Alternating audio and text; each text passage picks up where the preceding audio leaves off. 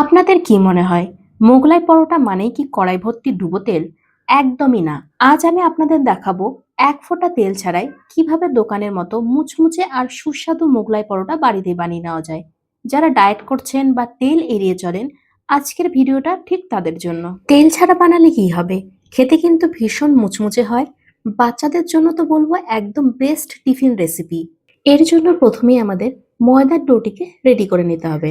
আমি এখানে 150 থেকে 200 গ্রামের মতো ময়দা নিয়ে নিয়েছি। তোমরা যদি চাও আরেকটু হেলদি ভাবে বানাতে তাহলে ময়দার পরিবর্তে গমের আটাও নিতে পারো। এবারে এর মধ্যে দিয়ে দিচ্ছি হাফ চামচের মতো লবণ, স্বাদটিকে বাড়ানোর জন্য দিয়ে দিচ্ছি 2 চামচের মতো চিনি, 1 চামচের মতো সাদা তেল দিয়ে ময়দাটিকে ভালোভাবে ময়াম দিয়ে নিচ্ছি। ময়ামটি একটু বেশিক্ষণ ধরে দিতে হবে, তাতে মোগলাই পরোটাটি ভীষণ খাস্তা এবং মুচমুচে তৈরি হবে।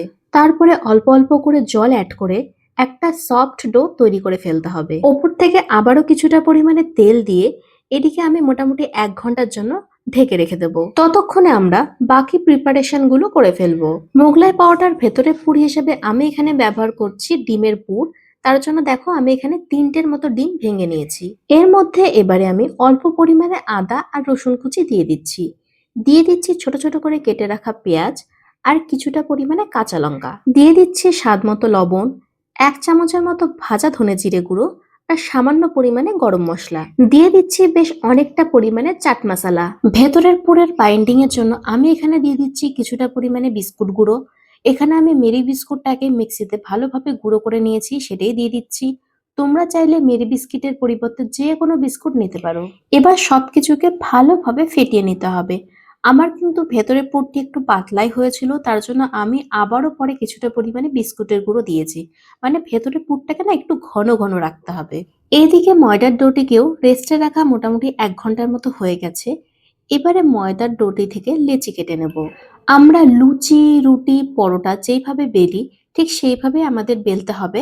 তো আমি সেই একই রকম প্রসেসেই উপর থেকে একটু ময়দা ছড়িয়ে এদিকে বেলে নিচ্ছি। কিন্তু কি হবে, লুচি, রুটি, পরোটা আমরা যতটা বেলি তার থেকে কিন্তু অনেকটাই পাতলা এবং বড় করে বেলতে হবে। এদিকে ডিমের গোলাটিকেও দেখো আমি কতটা পরিমাণে ঘন করে রেডি করে নিয়েছি। ঠিক এরকমই আমাদের ঘন একটি পুর লাগবে। তার জন্য তোমাদের যতটুকু দরকার সেইভাবে বিস্কিটের গুঁড়ো ব্যবহার করবে। এবারে ময়দার যে লেচিটি আমি বেলে রেখেছিলাম তার উপরে আমি ডিমের এই পুরটিকে ভালোভাবে একটু স্প্রেড করে দেব। মাঝখানে দেব, সাইডে দেব না, সাইডে দিলে লিকেজ হয়ে যাওয়ার সম্ভাবনা থাকে। মাঝখানেই আমাদের রাখতে হবে, কিন্তু ভালোভাবে একটু স্প্রেড করে দিতে হবে। এবারে আমি যেভাবে দেখাচ্ছি ঠিক সেইভাবেই চারিপাশ দিয়ে এইভাবে ফোল্ড করে দিতে হবে। খেয়াল রাখতে হবে যাতে কোনোভাবে ভেতরের পুরটি বাইরে বেরিয়ে যেতে না পারে। আমাদের মোগলাই পরোটাগুলি একটু এখানে ছোটই রেডি হবে, কারণ দোকানের মতো অতটা পরিমাণে স্পেস আমাদের কাছে থাকে না। ওরা খুব ইজিলি বড় স্পেসের মধ্যে বড় করে পরোটাটিকে বেলতে পারে, কিন্তু আমরা তো আর বাড়িতে সেরকম ভাবে বেলতে পারি না। তার জন্য আমাদের মোগলাই পরোটাগুলি একটু সাইজে ছোটই রেডি হবে। তবে কোনো ব্যাপার নেই, টেস্টের দিক থেকে কিন্তু কোনো রকমের কম্প্রোমাইজ হবে না। আমি এখানে মোগলাই পরোটাটিকে ভাজার জন্য প্যানে কিছুটা পরিমাণে রিফাইন্ড অয়েল দিয়ে দিয়েছি।